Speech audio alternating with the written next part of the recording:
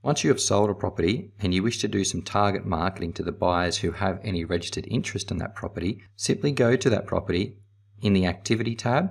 and load your inquiries. Now once you have the inquiries loaded, you'll then be able to go to the Send option and select whether you want to do an SMS, email or letter. If we're going to target an SMS, it will load the SMS to the recipients of the inquiries tag.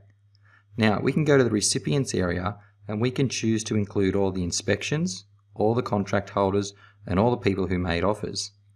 If I select the inspections option as well, you'll now see that my query goes from having one person to two people, and we can now see that the inquiries are ticked and the inspections are ticked. If I wanted to put all contract holders in there and all people who had offers, we could select ticks next to that. The next step is to choose your template, and in the templates area it will load your default, and we could put in here just sold SMS,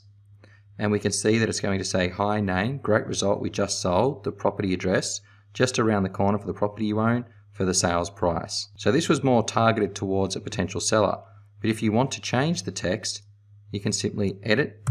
everything in here and you can enter in what you would like and then select the update preview option. Once you're happy with the preview, you can then choose who the SMS is to come from,